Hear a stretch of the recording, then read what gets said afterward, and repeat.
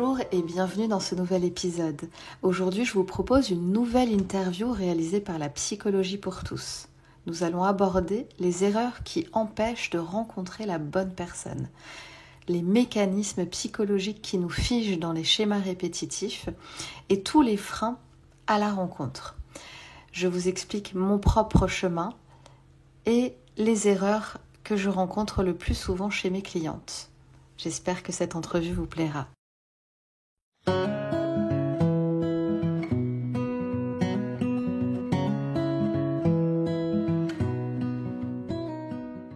Jessica, tu es coach en relations amoureuses et tu accompagnes les femmes pour rencontrer la bonne personne et vivre une relation amoureuse épanouie. Tu as pensé ton programme sur la base de ton expérience personnelle et de celle des femmes que tu accompagnes depuis près de 13 ans maintenant, ce qui n'est pas rien. Dans cet entretien, tu vas nous parler des freins que tu vois le plus souvent chez tes clientes pour faire une belle rencontre amoureuse et tu nous donneras également quelques clés pour les dépasser. Tu proposes également un programme d'accompagnement dont tu nous parleras en fin d'entretien. Alors, la première question, c'est dans la recherche de l'âme sœur, c'est souvent la recherche du sauveur. Et en fait, on se rend compte, et quand on en discutait ensemble, qu'il y a énormément de femmes qui, consciemment ou inconsciemment, cherchent en l'homme la personne qui va les sauver de tout un tas de choses qu'elles n'arrivent pas à résoudre elles-mêmes. Alors, pourquoi c'est une mauvaise idée d'aller chercher un sauveur? Et comment, si c'est inconscient, comment on peut se rendre compte finalement qu'on cherche un sauveur? Si on veut vivre une relation équilibrée et pérenne avec un homme ou une femme, l'idée c'est plutôt de prendre en charge ce qui nous agite, ce qui nous perturbe, donc soit des blessures ou des croyances ou un mal-être généralisé qui se traduit dans notre vie parfois par ce qu'on disait des problèmes financiers, des problèmes de l'instabilité au travail, des problèmes relationnels divers et variés, d'identifier qu'il y a tout un tas de choses qui vont pas, de prendre ça en charge et de venir le régler plutôt que de vouloir décharger l'autre, remettre ça à quelqu'un. Ça marchera pas, ça durera pas et la plupart du temps, ça sera souffrant puisque tout ça va se mélanger. Est-ce que tu vois ça souvent, du coup, dans les personnes qui viennent te voir, dans les femmes qui viennent te voir, cette volonté de chercher un sauveur? Et est-ce qu'elles Ouais. en ont conscience ou pas? Bah, alors, quand elles arrivent à moi, c'est qu'elles en ont pris conscience. Ça y est, elles répètent un schéma parce que j'ai pris conscience de mon schéma puisque je vois bien que je dis toujours la même chose, alors avec des gens différents, mais c'est toujours souffrant, j'arrive pas à m'équilibrer, je suis anxieuse, je suis pas avec la bonne personne, ça ne dure pas. Donc, je suis bien décidée là à venir regarder à l'intérieur de moi ce qui se passe et à le guérir, à le libérer, à le transformer.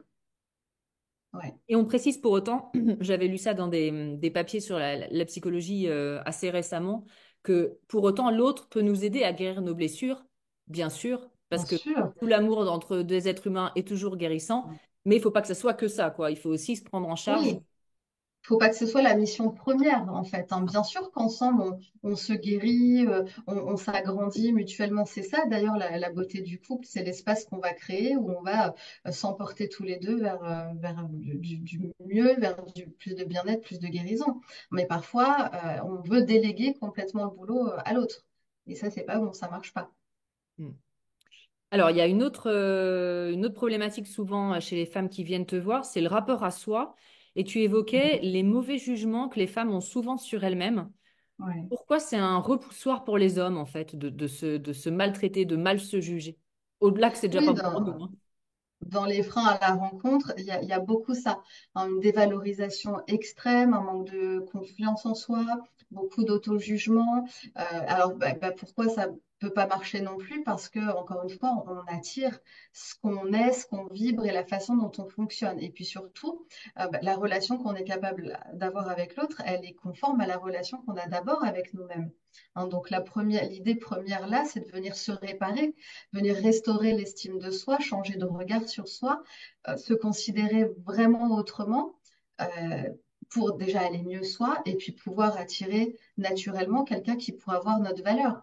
Moi, j'ai beaucoup de femmes qui témoignent de maltraitance, d'abus, de relations qui ont vraiment été souffrantes parce qu'on les a beaucoup dévalorisées, parce que on les a oubliées, on ne fait pas d'elles une priorité ou pour tout ce genre de raisons.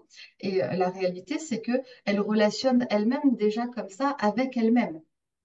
Donc, quand on change ça d'abord, hein, donc c'est tout part de nous, donc c'est à l'intérieur de nous que ça se passe en premier, eh bien, on va tout naturellement ne plus attirer ce genre d'homme-là, vibrer autre chose, et puis naturellement ne plus aller vers ce genre de partenaire non plus.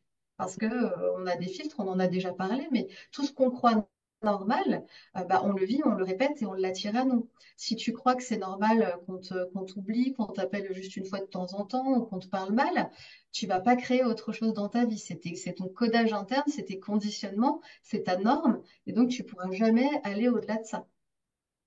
Ouais. Et ce qui est compliqué, c'est qu'effectivement, quand on a vécu souvent depuis l'enfance, hein, sans d'ailleurs que forcément les parents aient voulu nous rabaisser, mais s'ils n'étaient pas suffisamment là, ou voilà, plein de raisons, où on se Hmm. dit, bon, bah, je dois pas avoir trop de valeur, donc Ouais. on fait la même chose avec les autres personnes, mais c'est pas facile quand on est tout seul de trouver le curseur de c'est quoi une relation saine finalement.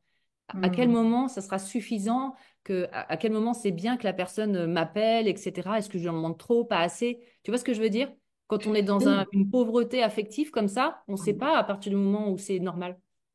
Ça, c'est un travail d'élévation de conscience, je dirais, hein, de venir déjà passer du temps avec soi quand on est perdu comme ça, qu'on ne sait même plus comment on doit fonctionner ou qu'est-ce qui est bon de fonctionner pour nous. L'idée, ça va vraiment être de se recentrer complètement, de se faire accompagner quand on en est là, hein, et de venir s'étudier, entre guillemets, hein, d'aller observer comment on fonctionne, euh, qu'est-ce qu'on doit libérer comme blessure, comme trauma, comment on peut se relier à un mode de fonctionnement qui va nous faire nous sentir bien. Tu vois, c'est quoi les croyances qui vont me permettre d'aller bien, le mode de vie qui va me permettre de me sentir bien, quel genre de relation j'ai envie de vivre, de s'autoriser aussi à imaginer vivre des relations différentes de tout ce qu'on a pu vivre. Ça fait partie aussi du chemin parce que bien souvent, moi je le vois chez les femmes que j'accompagne, en gros, ah bah non, on ne sait pas que autre chose est possible, on ne sait pas que on a le droit de vivre plus grand que ce qu'on a vécu. Tu vois, donc c'est déjà débloquer un truc à ce niveau-là et imaginer que c'est possible aussi pour nous. Et là, on a déjà mis un pied dans la création de ce genre de relation. Hmm. Alors, il y a un autre point fondamental, toujours par rapport à soi, c'est la méconnaissance de soi et de ce qu'on Mhm. veut. Alors, Oui. pourquoi il est nécessaire de clarifier ces points pour trouver la personne avec qui ça va matcher? Bah, sinon, c'est la foire fouille, en fait, hein. C'est-à-dire C'est ça. on va acheter tout et n'importe quoi, tu vois, c'est le gros bazar parce que bah, tu viens de le dire, on ne sait pas vraiment qui on est, comment on fonctionne, qu'est-ce qui est bon pour nous, qu'est-ce qu'on attend de l'autre, qu'est-ce qu'on est capable de donner. Et donc, bah, on attire à nous un peu tout et n'importe quoi. Hein, et c'est ce que je vois très souvent aussi, des femmes qui sont jamais avec le bon, ça marche jamais, il me plaît pas physiquement, lui il a pas ceci, lui il a pas cela, enfin c'est jamais le bon partenaire. Mais parce que, encore une fois, quand on fait le travail d'introspection, bah, elle sait pas qui elle est, elle sait pas vraiment ce qu'elle veut aujourd'hui. Parce que il y a aussi le fait parfois d'être resté coincé dans une identité du passé. Hmm. Dire que j'ai des femmes de 40 ans, elles sont restées coincées dans qui elles étaient à 25 ans, ce qu'elles attendaient à 25 ans. Elles ont une image vraiment biaisée d'elles-mêmes, de ce qu'elles sont capables aussi d'offrir. Et il faut actualiser ça. Tu vois ce que je veux dire? Et Hmm. donc, bah, ça, encore une fois, je ne vais pas être originale, mais ça va passer par passer du temps avec soi. Aller voir qui on est aujourd'hui, là, aujourd'hui, au présent, et qu'est-ce qu'on veut vivre et créer. Oui, et puis Et là, on c'est- peut, et là, je vois très clairement hein, que dès qu'il y a cette clarté-là, et que c'est plus négociable en fait pour soi de se contenter de ce qu'on vivait avant, qu'il y a beaucoup plus d'autorisation, qu'on ouvre aussi le recevoir, là, il y a vraiment des choses qui nous correspondent, qui arrivent dans nos vies. Et dans tous les domaines, on peut le vérifier, tu vois, pour le boulot, pour un logement, pour une relation, c'est déjà faire la clarté en soi. En plus, ouais, ce qui est pas facile, c'est souvent quand on a des idées préconçues de l'homme, en l'occurrence, on parle des femmes avec des hommes, de l'homme qui nous irait, parce que nos parents nous l'ont dit ou sous-entendu, ou nos Mm, amis, et arriver à trouver ce que les autres projettent sur nous et ce mm. dont nous, on a vraiment besoin et envie, c'est un vrai travail hein, Oui, d'introspection. il y a ça aussi. On est complètement influencé par le milieu dans lequel on évolue et par les conditionnements qu'on a reçus. Hein. Donc là, encore une fois, il va falloir aller enlever des couches, nettoyer et regarder bah, qui on est, nous, sous toutes ces couches-là. C'est quoi notre vraie vérité? C'est quoi notre vérité profonde? Parce que tu soulignes un point très important, mais parfois on rejoue des schémas, on n'est jamais avec la bonne personne parce qu'on fonctionne juste à partir de nos conditionnements. Mhm. Alors, tu parles également des filtres et des biais que l'on peut avoir sur ce que l'on est en droit de recevoir. Ça, c'est important aussi. Comment ça se manifeste dans la vie des femmes qui viennent te voir? Alors, c'est ce que je disais tout à l'heure, c'est-à-dire qu'il y a une certaine norme, hein, c'est-à-dire j'ai le droit de recevoir à telle hauteur, je mérite ça, j'ai l'habitude de vivre tel genre de choses, tel type de relation, et donc on a oublié qu'il y a autre chose qui est possible. Hein, ça, c'est vraiment notre norme, et donc on doit étirer nos normes, changer nos normes pour pouvoir vivre autre chose, parce qu'il y a vraiment tous ces filtres-là qui font que on répète sans arrêt le schéma avec les mêmes personnes et dans tous les domaines de nos vies parce que, euh, tu vois, on avance avec ces lunettes-là, quoi. Ouais. Alors, l'inaction est également un frein majeur. C'est vrai qu'effectivement, si on ne fait rien, c'est compliqué. Est-ce que tu vois souvent de l'inaction dans les femmes qui viennent? Oui, surtout dans les échanges que j'ai avec les femmes qui me posent des questions pas celles du coup qui sont dans le programme, mais celles qui viennent à moi pour se renseigner.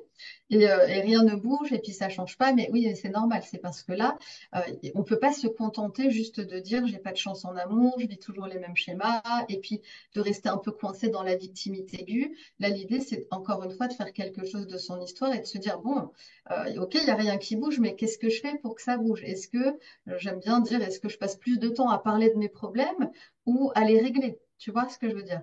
Hein, et là, dès qu'on reprend son pouvoir intérieur, alors quand je parle de victime, c'est pas péjoratif, c'est quelqu'un qui n'a pas mesuré qu'elle a du pouvoir, de la puissance à l'intérieur d'elle. Hein. Et donc l'idée là, c'est de venir se saisir de ça et de se dire, ok, c'est quoi le chemin pour commencer à voir autre chose, pour que ça bouge. Et dès qu'on est dans cette intention, on va trouver la bonne méthode, le bon thérapeute, on va trouver ce qu'il faut. Hein, c'est ça le problème, c'est de reprendre son pouvoir personnel plutôt que de croire et de se maintenir dans la croyance que bon bah moi j'ai pas de bol en amour, ça restera comme ça, je resterai célibataire ou je vivrai jamais des histoires heureuses et puis point à la ligne quoi, ça bouge plus, c'est figé. Et pour les personnes qui sont comme ça, qui sont enfermées dans ce schéma de pensée qui du coup les bloque complètement, qu'est-ce que ça pourrait être les actions, les premières actions à poser assez facilement en fait? Alors là, si elles sont bloquées, c'est déjà de recevoir la prise de conscience qu'elles peuvent se débloquer. Euh, c'est pas avant de poser une action, on a besoin de recevoir la prise de conscience. Il y a des gens, il y a certaines femmes qui bougeront jamais ça. C'est plus confortable d'être en Mm. mode victime. C'est vrai que c'est très confortable de rester en mode victime. On se remet pas en question. On va pas travailler sur soi. On va pas regarder ce qui peut être dérangeant ou souffrant. Et je dis ça avec beaucoup de douceur et d'amour. Hein. Moi aussi, je suis restée là-dedans pendant longtemps parce que c'est pas forcément évident. Puis il y a un bon timing aussi pour tout. Hein, donc parfois, c'est un moment où on reste figé, c'est comme ça. Et puis, si on reçoit la prise de conscience que ça peut bouger, eh bien, je peux m'autoriser à faire bouger les choses, alors encore une fois, on va être guidé vers la bonne action. Hein, c'est déjà... Toi, par exemple, ça peut être intéressant de raconter brièvement, même si on en avait déjà parlé dans d'autres vidéos, mais Hmm. quels étaient tes freins, toi, et quand tu parles d'inaction, on a l'impression que tu sais de quoi tu parles, ça se manifestait comment?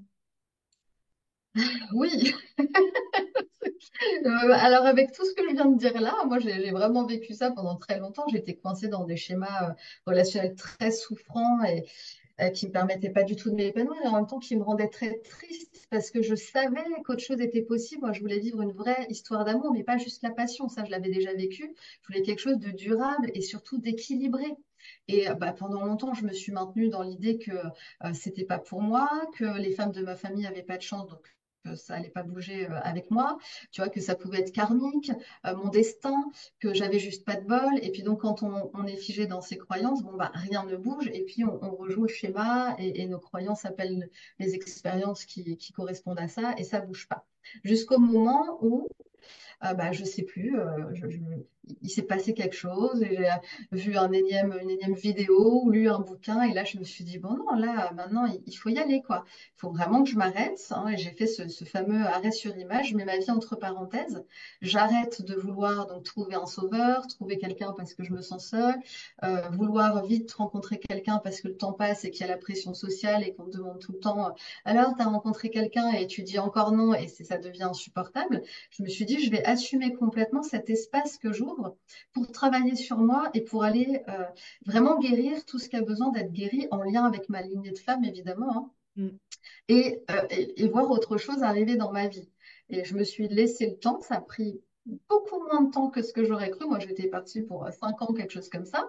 En réalité, ça a pris que quelques mois parce que quand on est prêt vraiment à aller regarder et à libérer, qu'on est bien accompagné, qu'on suit l'énergie de ce qui nous va, hein, c'est-à-dire qu'il ne faut pas aller au hasard d'un livre, d'un thérapeute, ça je le dis souvent, il faut vraiment suivre là où notre être profond nous amène. Là, on est sûr qu'on va tomber sur les bons outils, la bonne formule pour changer. Et donc, ça s'est passé rapidement. Et on parlait justement aussi de la notion de temps. Mm. Moi, j'ai beaucoup de femmes, et ça, c'est aussi un frein parfois, qui se disent je suis trop vieille, j'ai trop de stress, j'ai trop de problèmes à régler, je ne vais pas y arriver, ça me paraît un monde, et puis, j'ai pas envie de mettre le nez là-dedans. Mais en réalité, les choses peuvent aller vraiment très vite. Hein, on peut passer 10 ans à répéter ça, puis effectivement, en 10 ans, il ne s'est rien passé, on a la même vie, on vit au même endroit, on n'a toujours pas de relations ou les mêmes relations, et en un an, on peut révolutionner absolument toute notre vie. Tu vois, Mm. donc la notion du temps, elle est vraiment aussi à remettre en perspective. Il y a beaucoup de femmes qui sont tristes, désespérées de voir le temps passer et qui se disent chaque jour un peu plus, bon, bah, je laisse tomber, de toute façon, j'ai plus le temps. Et en réalité, non, hein. En 6 mois, tout peut changer. Bah, c'est C'est ce sûr. qui s'est passé pour moi. Ouais. Si on répète toujours les mêmes erreurs, bah, ça peut durer très très longtemps. Il suffit de Oui, changer un oui, peu son programme et là, ça peut se débloquer rapidement. mais exactement. Surtout qu'aujourd'hui, avec tous les outils qu'on a, les possibilités d'être accompagné, il y a vraiment aucune raison que ça marche pas, hein. Quand on est prête, quand on s'investit, quand on fait de son changement aussi une priorité, alors ça marche. C'est ce qui se passe. Je le vois tous les jours. Et t'évoquais en transversal dans ton histoire les femmes de ta famille. C'est Mhm. intéressant aussi effectivement de voir qu'est-ce qu'ont vécu les femmes de ma famille, ma mère, ma grand-mère, mes tantes. Est-ce qu'il y a quelque chose qui se répète et que je rejoue sans m'en rendre compte? Toi, il y avait quelque chose aussi. Je crois qu'il y avait, tu m'avais expliqué qu'il y avait une vision des hommes qui était assez négative. Oui, oui, tout à fait. Bah, c'est le schéma familial. Je vais enlever mon chat qui veut me sauter dessus. C'est la vision très négative, très noire de l'homme, les femmes malheureuses en amour dans ma lignée, jamais épanouies. Moi, j'entendais ma mère toute petite qui disait tout le temps qu'on ne pouvait pas s'épanouir avec un homme, qu'on était de toute façon trop différents. Et puis surtout, je l'observais toute mon enfance être malheureuse. Ma grand-mère, pareil, mes sœurs, pas tellement plus brillantes. Ma tante non plus, enfin bref. Et du coup, bah, c'est ce qui crée les fameuses normes dont on parlait tout à l'heure. C'est-à-dire que très tôt, tu intègres que bon, bah, une femme et un homme, ça colle pas, quoi. Tu vois, c'est le ring de boxe, c'est les conflits, la femme pleure, l'homme est absent. Enfin, moi, en tout cas, c'était mon schéma. Donc, ma norme, c'était ça. C'était de me sentir seule avec un homme, de pas être la priorité, de pleurer beaucoup. C'est ce que j'ai répété, rejoué. Ouais. Tu parles également dans des... Alors, juste, je explique qu'en fait, toutes les questions que je te pose, c'est toi, c'est tous les freins que tu vois tous les jours hein, depuis 13 ans. Ouais, Donc, on a listé les ouais, plus tout à gros fait. freins. Hein. Mm. C'est du Pas concret. beaucoup. Je sais. Donc, il y a également les femmes qui ont beaucoup souffert en amour et qui restent sur la défensive avec la peur Oui, de ressouffrir à nouveau. Donc, ouais, comment ouais, on ouais. fait? Alors, c'est tout à fait naturel d'essayer de se protéger, et heureusement. Mais comment on fait pour arriver à ouvrir la porte aux hommes qui sont gentils, qui ne veulent pas de Ouais, mal? c'est ça. Ouais. Bah, ça va être de faire un travail pour changer de regard sur les hommes, en fait, hein. Autrement, effectivement, on continue d'avancer avec le bouclier de protection. Alors oui, on se protège, soit on vit rien du tout, soit pas grand-chose, ou en tout cas, dès qu'il y a le moindre truc qui réveille notre système interne, notre mode survie, là, on fuit, ou on se fige, ou en tout cas, ça se passe pas bien. Ben, ce bouclier de protection, il nous protège, mais il nous empêche aussi de recevoir. Et donc, pour recevoir autrement, il va falloir changer de regard sur qu'est-ce que c'est un homme, qu'est-ce que c'est une relation, et surtout sur moi. Est-ce que je suis en capacité aujourd'hui d'être en inconfort avec les hommes, c'est-à-dire peu importe ce qui se passe, est-ce que je suis en capacité de le gérer si je me renforce ou est-ce que je continue à me voir et être une petite femme fragile qui, à la moindre rupture ou événement difficile dans une relation, va se rouler par terre, va pleurer pendant des jours, déprimée, et puis on sait que ça peut avoir des conséquences vraiment très négatives chez beaucoup de femmes qui sont en souffrance. Et là, l'idée, en fait, pour enlever ce bouclier de protection, c'est de se réparer encore une fois. Parce que plus tu te répares, plus tu te renforces et plus tu te dis, et puis c'est ce qu'on travaille nous beaucoup, on va ancrer la croyance que peu importe ce qui se passe, peu importe ce qui vient à moi, que ce soit dans le domaine amoureux ou même dans les autres domaines de ma vie, je suis capable de le gérer. Tu vois? Mm. Et moi, j'avais ça pendant très longtemps, à trembler tout le temps pour tout, à vouloir me protéger de tout, tellement je me sentais incapable d'être en inconfort et de vivre les mouvements de la vie. J'avais vraiment peur de souffrir encore et encore. Quand tu as beaucoup souffert, il y a vraiment un moment où tu veux plus souffrir du tout. Et il a fallu que je fasse tout ce travail-là de, OK, je peux pas rester dans une petite boîte là à me protéger tout le temps avec mes armes et mon bouclier. Donc, il va falloir que je fasse grandir ma puissance intérieure, mon intelligence émotionnelle et que je devienne capable de me dire, je sais gérer. Puis en plus, j'ai déjà géré tellement de choses que j'ai survécu jusqu'à maintenant, donc j'ai la preuve que je sais gérer. Et ça, c'est un truc énorme qui se passe quand dans les suivis avec les femmes, parce que dès qu'elles se libèrent de ce truc-là, il y a évidemment une détente incroyable qui arrive. Et puis là, tu peux t'ouvrir d'une autre façon et te dire, bon, ok, je vais recommencer à faire des rencontres, je vais recommencer à m'ouvrir. Et peu importe, en fait, qui me rappelle ou pas, ou que ça soit un tocard ou pas, eh ben, je vais gérer le truc, il n'y a pas de problème. En fait, c'est vrai que moi j'ai vu aussi dans ma vie personnelle et ma vie amoureuse que j'ai eu des choses très compliquées. Et en Mm. fait, quand on reprend toute sa vie avec lucidité et qu'on voit toutes les épreuves qu'on a traversées, on se rend pas compte en fait des ressources qu'on a. Exactement, exactement. Et ça, c'est vraiment le premier truc à faire remonter à la conscience. C'est ce qu'on travaille énormément et c'est ce qui représente, parce que la vidéo porte sur les freins à la rencontre. Ça, c'est vraiment presque à 100% valable chez les femmes qui se sont coincées dans des schémas. C'est vraiment la peur panique de souffrir à nouveau et surtout l'ignorance qu'elles sont capables de supporter, d'accueillir tout ce qui pourrait arriver de nouveau. Et puis aussi, changer la croyance que on va à un moment donné de notre vie arrêter d'accueillir des souffrances, des tempêtes, mais qu'on va commencer à accueillir du bon, du beau, du doux et du serein, parce que ça aussi, on a des. Si c'est pas ancré dans nos normes, on a du mal à concevoir que ça puisse être possible. Et puis On est en après, en mode fait, lutte tout le temps. ouais, avec ton accompagnement notamment, on apprend, enfin, il y a plein de choses qu'on apprend en parallèle. Et effectivement, plus on sait qui on est et ce dont on a besoin chez une personne, plus on va aussi filtrer les personnes Exactement. qu'on Eh connaît. oui. Tout ça marche ensemble en fait. Donc c'est vraiment, il y a plusieurs étapes. C'est un processus qui est bien, bien étudié puisque je l'ai conçu et je l'ai suivi moi-même. Et j'accompagne des femmes depuis longtemps dans ce processus. Mais tu vois, il y a une logique là-dedans. Et c'est ce que Mm, tu dis. On peut pas. Si déjà on s'est filtré parce qu'on sait qui on est, on sait ce qu'on veut vivre et que c'est plus négociable, et qu'on a libéré tous les abus qui nous faisaient retourner à chaque fois dans les schémas, parce que parfois on sait très bien qu'on ne veut pas souffrir, mais on y va quand même parce qu'on a des empreintes d'abus et des traumas qui sont encore actifs. mm, mm. Donc, on va déjà libérer tout ça, apprendre à libérer tout ça, faire de la clarté et ensuite apprendre à se réouvrir sereinement, d'une façon apaisée, à une autre catégorie de personnes. Mm. Alors, est-ce que tu peux nous parler un peu du programme que tu proposes, comment il est constitué, comment ça fonctionne, et puis effectivement, quelles sont les grandes étapes de ce programme? Alors, les grandes étapes de ce programme, je dirais qu'il y en a trois. La première étape, c'est un grand nettoyage. On passe à la machine à laver pour justement apprendre. Alors, je dis toujours apprendre parce que c'est un programme qui rend autonome. Moi, c'est ce que j'ai vraiment voulu. J'ai manqué de beaucoup, beaucoup d'outils pendant mon cheminement. Je me sentais très, très dépendante des thérapeutes ou des techniques. Et donc, dès que j'allais pas bien, vite, je prenais mon téléphone pour avoir un rendez-vous. Donc, moi, c'est vraiment pas comme ça que j'ai envie d'accompagner. Donc, c'est la première phase de désapprendre, nettoyer, fonctionner autrement. C'est une transmission d'outils qui permet de faire ça, de libérer une blessure émotionnelle, alors avec l'approche psychocorporelle et énergétique, de venir changer une croyance, de venir redéfinir un système de croyance, de venir nettoyer la lignée,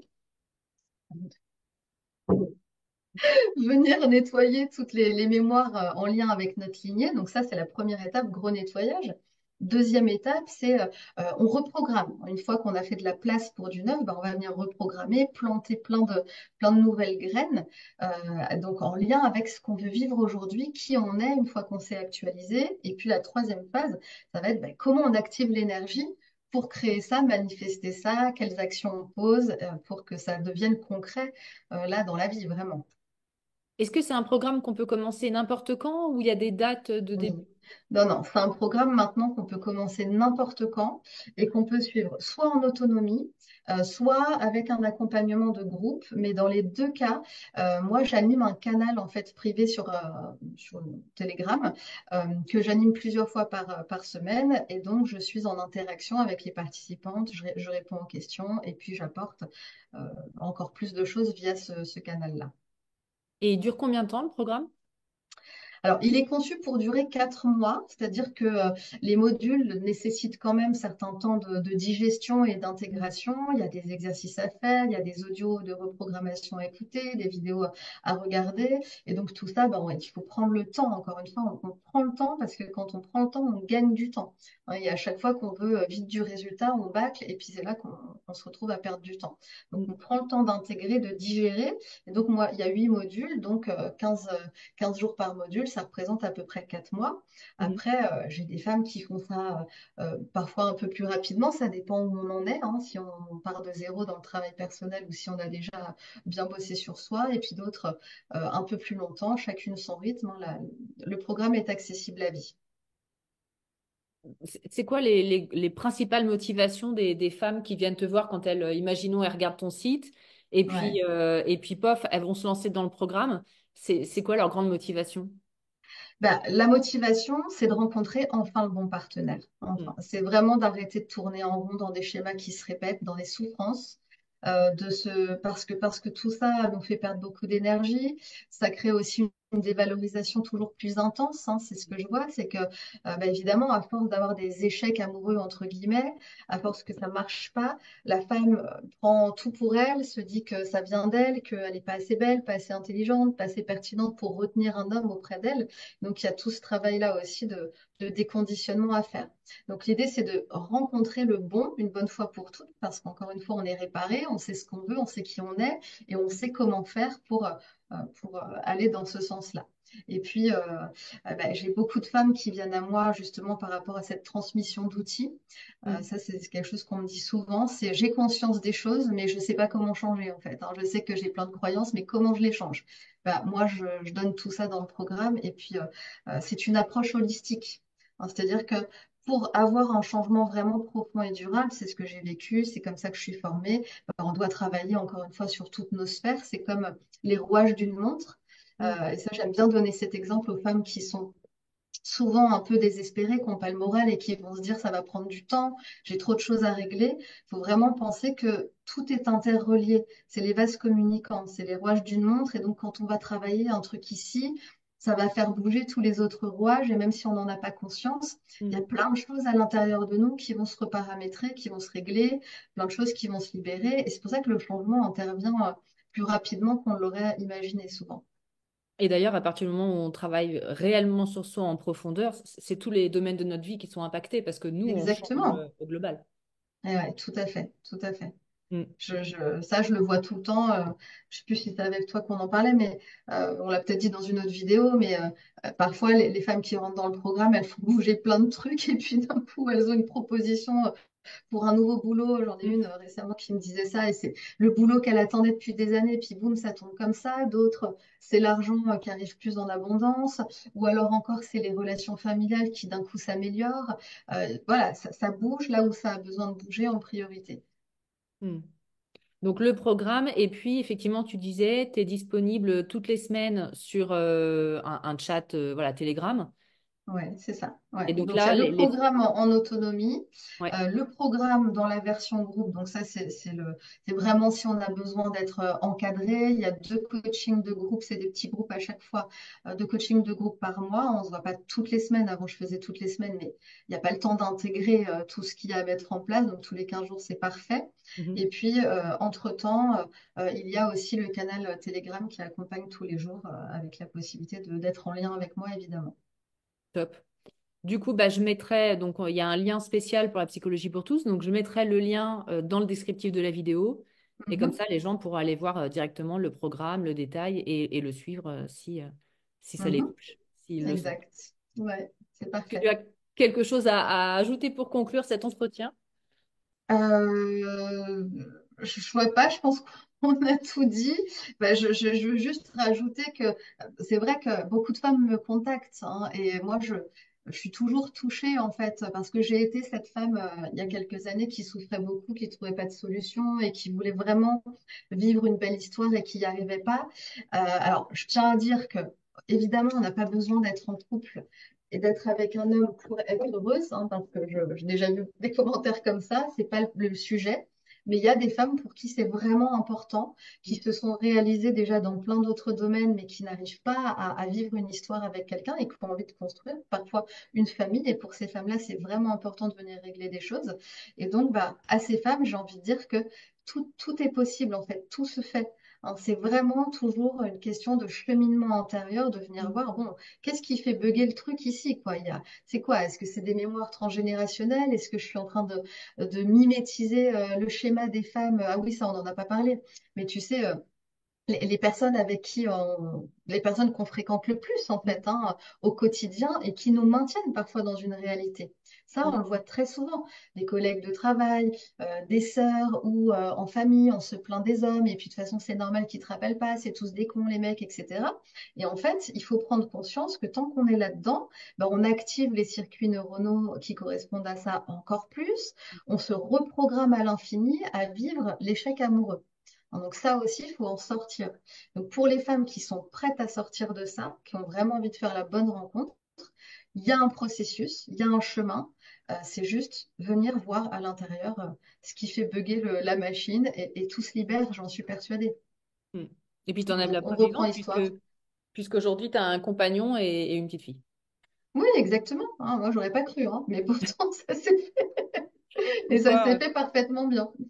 mm. Top. Ouais. Eh ben, merci beaucoup, Jessica. Mais merci à toi, Carole.